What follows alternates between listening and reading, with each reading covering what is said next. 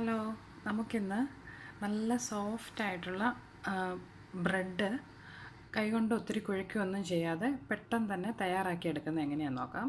സാധാരണ നമ്മൾ ഈ ബ്രെഡ് ഉണ്ടാക്കാനായിട്ട് കുറേ ഏറെ നേരം കൈകൊണ്ട് നീഡ് ചെയ്യണം, അതുപോലെ കുറേ ഏറെ നേരം അത് പ്രൂഫ് ചെയ്യാൻ വെക്കണം. പക്ഷേ ഇന്ന് ഞാൻ ഈ ചെയ്യുന്ന റെസിപ്പിയിൽ നമ്മൾ പ്രൂഫ് ചെയ്യാൻ വളരെ കുറച്ച് സമയം വെക്കുന്നുള്ളൂ, അതുപോലെ ഒത്തിരി നേരം കൈകൊണ്ടൊന്നും കുഴച്ചെടുക്കുന്നുമില്ല. അപ്പോൾ ഇന്നത്തെ ബ്രെഡിന് വേണ്ടിയിട്ട് ഞാനിവിടെ ഒരു 2.5 കപ്പ് മൈദ എടുത്തിട്ടുണ്ട്. 2.5 കപ്പ് മൈദ എടുത്തപ്പം അതിലേക്ക് കുഴയ്ക്കുന്നതിന് വേണ്ടിയിട്ട് ഒരു 1.25 കപ്പ് ഇളം ചൂടുള്ള വെള്ളമാണ് ഇവിടെ എടുത്തിട്ടുള്ളത്. പിന്നെ ഒരു 3 ടേബിൾ സ്പൂണോളം പാൽപ്പൊടി എടുത്തിട്ടുണ്ട്. നിങ്ങൾക്ക് അവൈലബിൾ ആയിട്ടുള്ള ഏത് പാൽപ്പൊടി വേണേലും എടുക്കാം കേട്ടോ. ആ പാൽപ്പൊടിയുടെ ടേസ്റ്റ് ഉണ്ടെങ്കിൽ നമ്മുടെ ബ്രെഡിന് നല്ലൊരു രുചി കിട്ടുകയുള്ളൂ. അതുകൊണ്ട് പാൽപ്പൊടി ഒഴിവാക്കരുത്.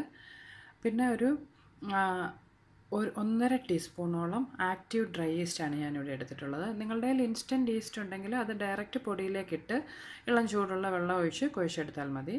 ഇപ്പോൾ നമ്മൾ ആക്റ്റീവ് ഡ്രൈ ഈസ്റ്റാണ് എടുത്തിട്ടുള്ളതുകൊണ്ട് അത് അല്പനേരം ഒന്ന് വെള്ളത്തിൽ ആക്ടിവേറ്റായി വരാൻ വെക്കണം. പിന്നെ ഒരു 1.5 ടീസ്പൂണോളം പഞ്ചസാര എടുത്തിട്ടുണ്ട്. നിങ്ങൾക്ക് ബ്രെഡിന് മധുരം കൂടുതൽ വേണമെന്നുണ്ടെങ്കിൽ പഞ്ചസാര കുറച്ചുകൂടി കൂടുതൽ ഈ പൊടിയിലേക്ക് ചേർത്ത് കൊടുക്കാം കേട്ടോ. പിന്നെ ഒരു 2 ടേബിൾ സ്പൂണോളം വെജിറ്റബിൾ ഓയിൽ എടുത്തിട്ടുണ്ട്. ഏത് വെജിറ്റബിൾ ഓയിൽ വേണമെങ്കിലും നിങ്ങൾക്ക് എടുക്കാം. പിന്നെ ആവശ്യത്തിനുള്ള ഉപ്പ് വേണം. ഏകദേശം ഒരു 1/4 ടീസ്പൂണോളം ഉപ്പ് ഞാനിന്ന് ചേർത്ത് കൊടുക്കുന്നുണ്ട്. നമുക്കപ്പോൾ ആദ്യം ഈ എടുത്തു വെച്ചിട്ടുള്ള ഈസ്റ്റും പഞ്ചസാരയും കൂടെ ഈ ഇളം ചൂട് വെള്ളത്തിലേക്കിട്ട് ഒരല്പസമയം ഒന്ന് ആക്റ്റീവായി വരാൻ വേണ്ടി വെയിറ്റ് ചെയ്യാം. ഇപ്പോൾ ഞാൻ ഈസ്റ്റും പഞ്ചസാരയും ഈ വെള്ളത്തിലേക്കൊന്ന് ഇട്ട് കൊടുത്തിട്ടുണ്ട്. ഇതൊരു 5 മിനിറ്റ് നമുക്ക് മാറ്റി വയ്ക്കാം. ഈസ്റ്റ് ആക്ടിവേറ്റ് ആയി വരുന്ന സമയം കൊണ്ട് നമുക്ക് നമ്മുടെ ഇന്നത്തെ ബ്രെഡിന് വേണ്ടുന്ന ബാക്കി ഇൻഗ്രീഡിയൻസ് എല്ലാം കൂടി ഒന്ന് മിക്സ് ചെയ്തെടുക്കാം. ഞാനിതിലേക്ക് ഒരല്പം ഉപ്പ് ചേർത്ത് കൊടുത്തിട്ടുണ്ട്. ഇതിലേക്കായി എടുത്ത് വെച്ചിട്ടുള്ള വെജിറ്റബിൾ ഓയിലും അതുപോലെ ആ പാൽപ്പൊടിയും നമുക്കൊന്ന് ചേർത്ത് കൊടുക്കാം. ഇതെല്ലാം കൂടി നമുക്കൊന്ന് യോജിപ്പിച്ചെടുക്കാം. ഈ പാൽപ്പൊടി മൈദയുടെ എല്ലാ ഭാഗത്തും എത്തുന്ന പോലെ ഒന്ന് മിക്സ് ചെയ്തെടുക്കണം.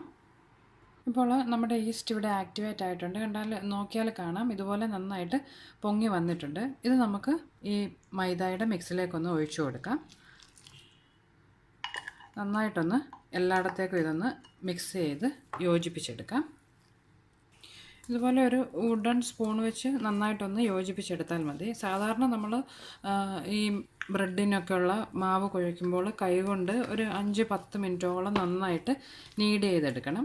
പക്ഷേ ഇന്നത്തെ ഈ റെസിപ്പിയിൽ അതിൻ്റെ ആവശ്യമില്ല കേട്ടോ. ഇതുപോലെ നന്നായിട്ടൊന്ന് മിക്സ് ചെയ്തെടുത്താൽ മതി. പിന്നെ ചിലപ്പോൾ ഇതിലേക്ക് ഞാനിവിടെ 1.25 കപ്പ് ഇളം ചൂടുള്ള വെള്ളമാണ് എടുത്തിട്ടുള്ളത്. ചിലപ്പോൾ നിങ്ങൾക്ക് ഒരല്പം വെള്ളം കൂടി വേണ്ടി വരും. ഈ ഒരു കൺസിസ്റ്റൻസിയിലാണ് നമ്മുടെ മാവ് ഇരിക്കേണ്ടത്. അങ്ങനെ കൂടുതൽ വെള്ളം വേണമെന്നുണ്ടെങ്കിൽ ഒരല്പം വെള്ളം ഇളം ചൂടുള്ള വെള്ളം വേണം ഇതിലേക്ക് കുഴച്ചെടുക്കാം കേട്ടോ. ഇതിപ്പോൾ ഞാനിവിടെ യോജിപ്പിച്ചെടുത്തിട്ടുണ്ട്.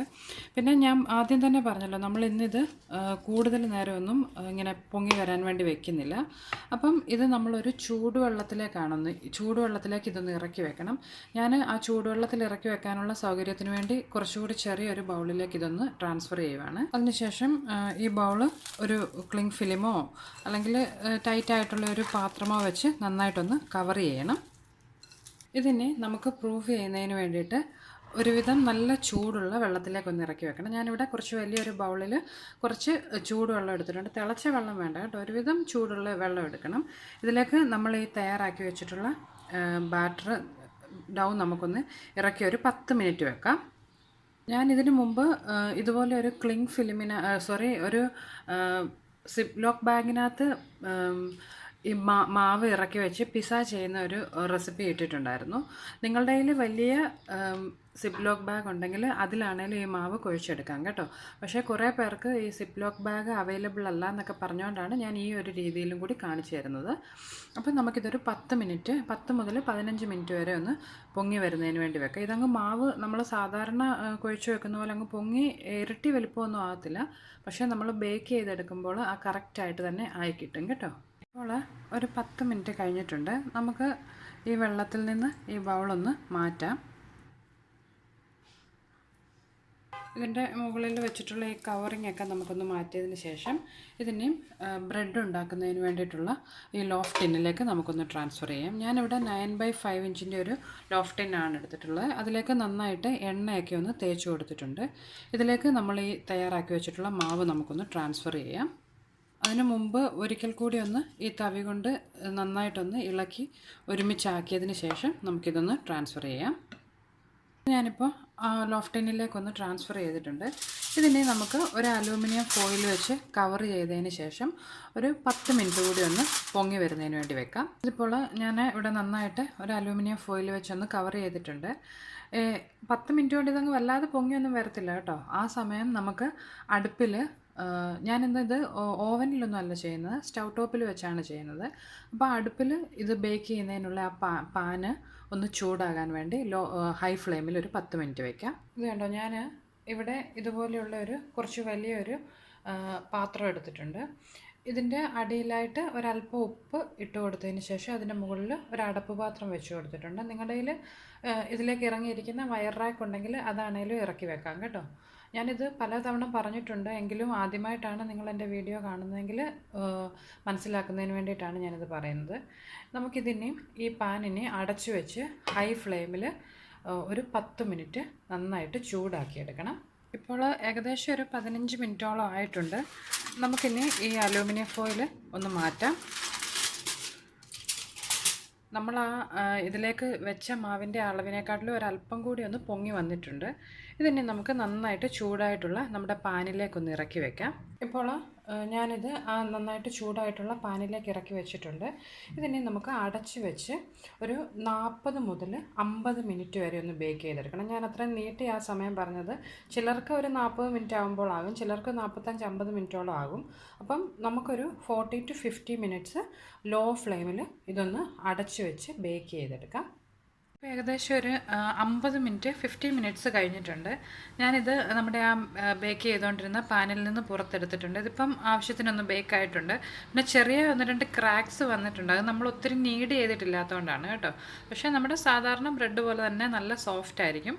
നമുക്ക് ആ ചൂട് പോകുന്നതിന് മുമ്പ് തന്നെ ഇതിലേക്ക് ഒരല്പം ബട്ടർ ഒന്ന് ഇതിൻ്റെ മുകളിലൊന്ന് തേച്ച് കൊടുക്കാം. ഇത് നമുക്കിനി ഈ മോൾഡിൽ നിന്നൊന്ന് പുറത്തെടുക്കാം. ഇപ്പം നോക്കിയാൽ കാണാം, നമ്മൾ കുഴച്ച് വെച്ചപ്പോൾ ഇതൊട്ടും പൊങ്ങിയിട്ടില്ലായിരുന്നു. എങ്കിലും ഇപ്പോൾ ആ ബേക്ക് ചെയ്ത് വന്നപ്പോൾ സാധാരണ ബ്രെഡ് പൊങ്ങുന്ന പോലെ തന്നെ പൊങ്ങി കിട്ടിയിട്ടുണ്ട്. ഇതിനി നമുക്ക് ഈ മോൾഡിൽ നിന്നൊന്ന് പുറത്തെടുക്കാം. കണ്ടോ, ഇത് നന്നായിട്ട് ബേക്കായി കിട്ടിയിട്ടുണ്ട്. നമ്മുടെ സാധാരണ ആ ബ്രെഡിൻ്റെ പോലെ തന്നെ നല്ല കളറും ഒക്കെ വന്നിട്ടുണ്ട്. ഇതിനി നമുക്കൊന്ന് കട്ട് ചെയ്ത് കൂടി നോക്കാം. ഇതിപ്പോൾ ഞാനിവിടെ കട്ട് ചെയ്തിട്ടുണ്ട്. കണ്ടോ, നല്ല സോഫ്റ്റായിട്ട് നമ്മൾ കടകളിൽ നിന്ന് മേടിക്കുന്ന ആ ബ്രെഡ് പോലെ തന്നെ ആയി കിട്ടിയിട്ടുണ്ട്. അപ്പം ഇത് വളരെ ഈസി അല്ലേ, നമുക്ക് ഒത്തിരി നേരം കുഴച്ചെടുക്കാനുള്ള ബുദ്ധിമുട്ടും ഇല്ല. അതുപോലെ ഓവൻ ഇല്ലാത്തവർക്കും തയ്യാറാക്കാം. അപ്പോൾ ഇനി ഓവൻ ഇല്ലെങ്കിലും ഒന്നും ഇത് തയ്യാറാക്കാതിരിക്കണ്ട കേട്ടോ. വലിയ ചിലവുമില്ല, കുറച്ച് പാൽപ്പൊടിയും മൈദയുടെ ആവശ്യമേ വരുന്നുള്ളൂ. അപ്പോൾ എല്ലാവരും ട്രൈ ചെയ്ത് നോക്കുക, തീർച്ചയായിട്ടും ഇഷ്ടപ്പെടും. കടകളിൽ നിന്നൊന്നും ബ്രെഡ് മേടിക്കുന്നതിനേക്കാളും എപ്പോഴും നമ്മൾ വീട്ടിലുണ്ടാക്കുന്നതായിരിക്കുമല്ലോ നല്ലത്. അപ്പോൾ ട്രൈ ചെയ്ത് നിങ്ങൾക്ക് എൻ്റെ റെസിപ്പീസൊക്കെ ഇഷ്ടമാകുന്നുണ്ടെങ്കിൽ മറക്കാതെ നിങ്ങൾ എൻ്റെ യൂട്യൂബ് ചാനൽ സബ്സ്ക്രൈബ് ചെയ്യണം കേട്ടോ. അപ്പോൾ നമുക്കിതുപോലെ മറ്റൊരു റെസിപ്പിയുമായിട്ട് വീണ്ടും കാണാം. ബൈ.